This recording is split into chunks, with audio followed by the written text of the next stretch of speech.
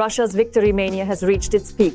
They claim to have entered Chasiv Yar, but in reality, they embarrassed themselves. There are also pseudo-victories at several other positions. Kostyantynivka delivered a powerful blow to the enemy. It stands firm like armor. Putin is angry and is issuing clumsy orders. Our forces are suppressing the enemy literally in the first minutes, giving them no chance to gain the upper hand. In the Lyman area, the Ukrainian armed forces have made a significant breakthrough. What is known about it? Don't miss the details in the report coming up in just a moment. The Russian tricolor in Chasiv Yar. Russian propaganda is already claiming that the city has been taken and is under Russian control. However, the Z-Patriots have once again gone overboard. Our soldiers report that all key heights of Chasiv Yar are under the control of the Ukrainian armed forces, which is about 40% of the territory. At the same time, there are areas that sabotage and reconnaissance groups can't reach at all. Well, they put up a flag, took a photo, filmed a video, and reported it up the chain. After that, the situation took off, the information spread. As of today, fighting is ongoing in Chasiv Yar. The Ukrainian army is holding positions in the city, which are quite advantageous, but at the same time, of course, part of the city is either in the gray zone or under enemy control.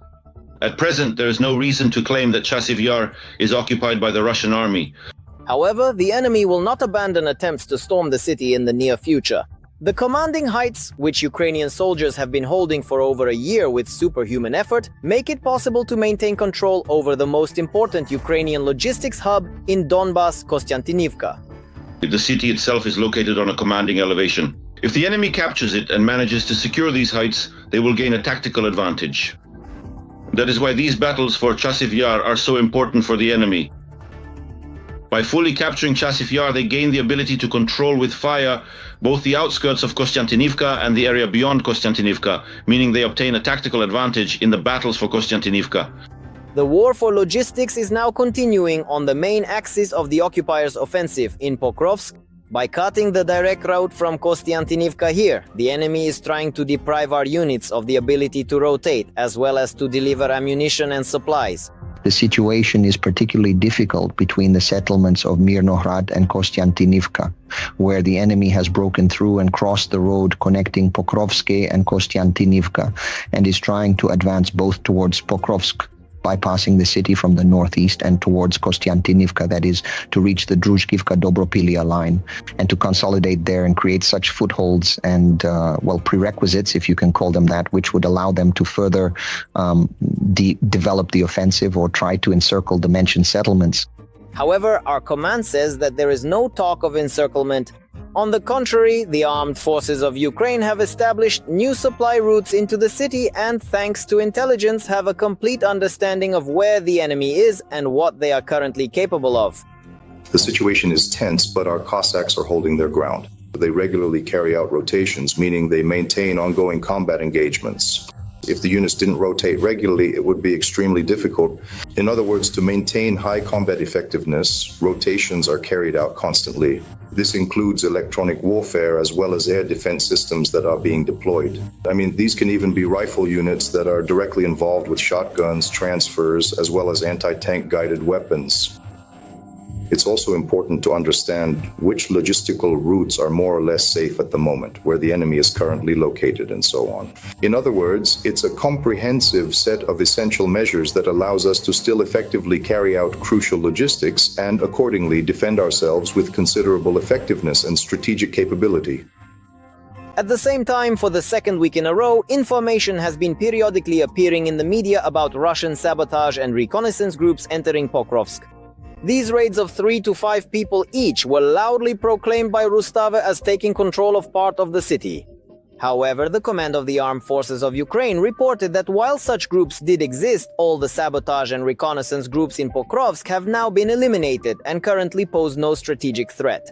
Their primary and most crucial task is reconnaissance. They are essentially expendables, individuals who are fully prepared to face their demise today or perhaps tomorrow.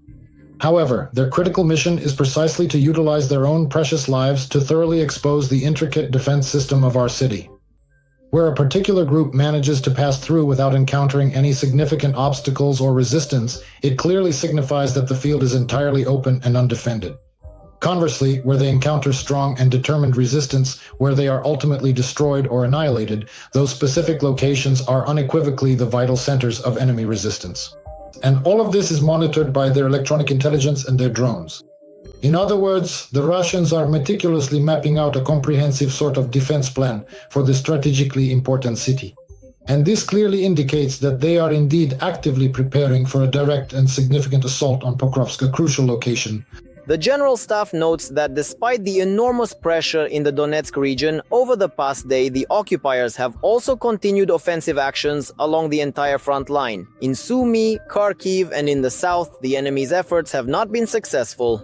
But the armed forces of Ukraine, on the contrary, have advanced in the Lyman direction. As a result, the settlement of Malivka has returned to Ukrainian control.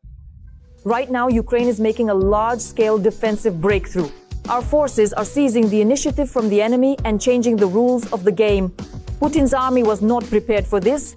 The enemy thought they had taken the lead, but instead, all they can expect is a beating from our forces. Preparations are underway for a crushing defeat of the enemy.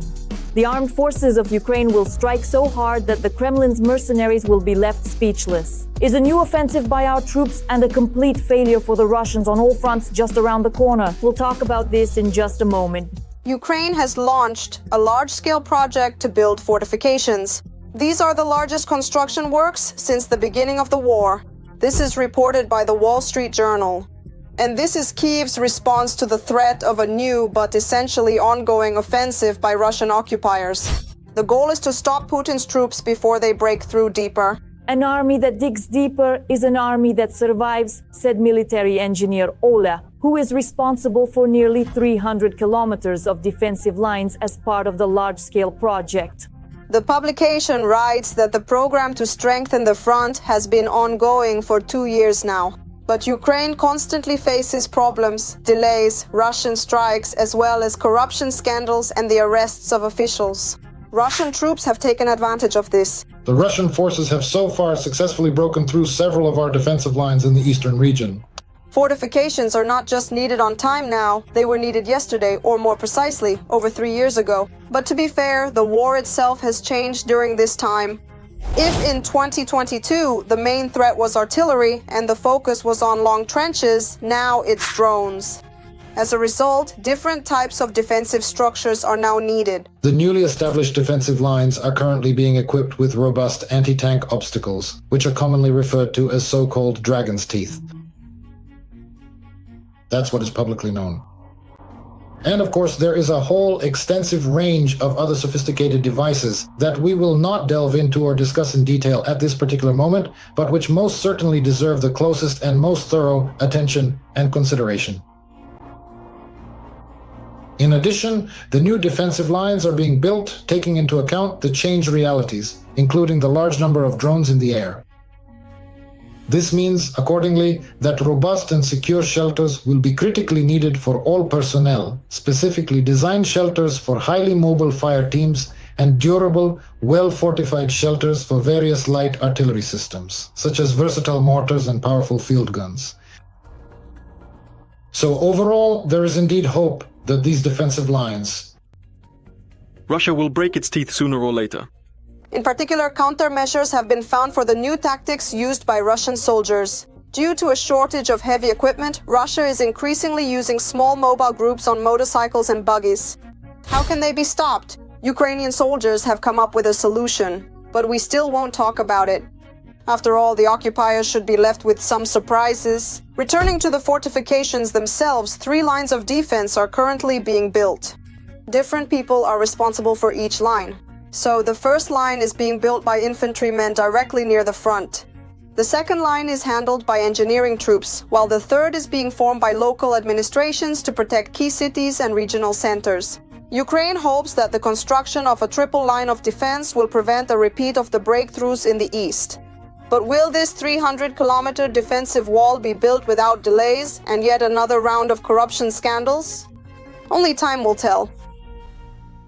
Every voice matters. Join our community, support independent journalism and help us bring you the truth from Ukraine. Become a member of Ukraine Today. Join us now. These problems in Russia can no longer be hidden. Russian airports are paralyzed. Ukrainian drones have taken complete control of the skies deep behind enemy lines. Russians are complaining about the war. The Kremlin grins openly and says everything is fine. In reality, everything is falling apart. There is no money. Soon planes will simply start falling from the sky. Is Russia really falling to its knees before the eyes of the whole world? We'll talk about this in just a moment. Give us the official information. How long do people have to wait? We've been standing here for 12 hours. The children weren't given a hotel or water or anything at all. Such a harsh alternative to all-inclusive. Thousands of people are arguing and almost fighting in the crowd. This is the 2025 resort season in Russian airports. Now Russians are relaxing on inflatable mattresses, not on the shores of Turkey or Thailand, but on the floor of airport waiting halls. There's no information at all. We can't change our tickets. My Istanbul-Venice tickets have disappeared. 3 tickets. Now they're asking me to pay an extra $980 for each one. And it's all because of the friendly drones that fly into Russia almost every day. And because of them, planes from Sheremetyevo, Domodedovo, Vnukovo, and other airports start to take off negatively.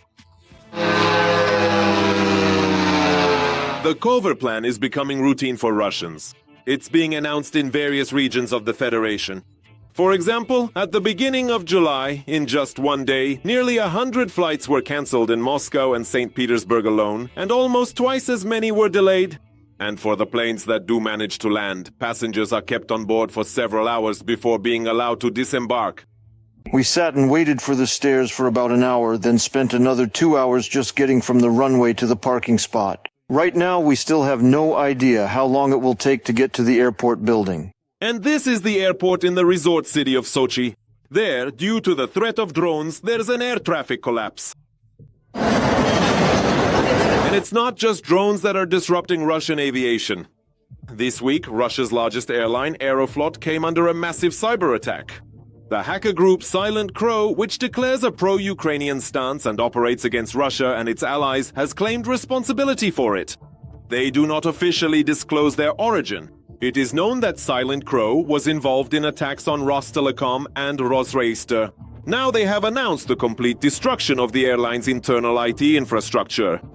All these resources are now either inaccessible or destroyed. Restoration may require tens of millions of dollars. The losses are strategic. The hackers say that about 7,000 servers were destroyed. In addition to Aeroflot, the airlines Pobeda and Rossiya were also affected. The latter, by the way, is involved in transporting the top leadership of the Russian Federation. Their services are used by the Russian Ministry of Defense, relevant agencies, and special services. So if relevant information about passengers is present in these registries and databases, it can actually be quite useful because, in fact, a significant number of Russian agents or intelligence officers could potentially be found in such lists. Moreover, the cyber attack delayed hundreds of flights. And this is causing widespread dissatisfaction among Russians, because it turns out that the war can be not only on TV, but also affect their comfort. This is also an extremely important psychological factor because it means queues, heat, and confusing situations. This naturally affects people's moods, it leads to dissatisfaction, and these feelings of discontent then give rise to other thoughts. Why is this happening? And then there's the paralysis of Russian civil aviation. This is a significant blow to the economy. Every Kovor plan means major losses for the federal budget. According to Russian media, just the disruptions at airports from July 5th to 7th, when 500 flights were cancelled and nearly 2,000 delayed, cost the enemy about $500 million. The most expensive losses come from the shutdown of Moscow airports. From 39 to a substantial $60 million in total, of which at the very least 15 to 20 million is what we refer to as so-called lost revenue. Approximately $10 million is lost annually in airport fees, and an additional $6 to $9 million are losses directly related to crew wages and other operational expenses, and so on. And somewhere between $10 and $15 million is the average cost of losses associated with aircraft rerouting.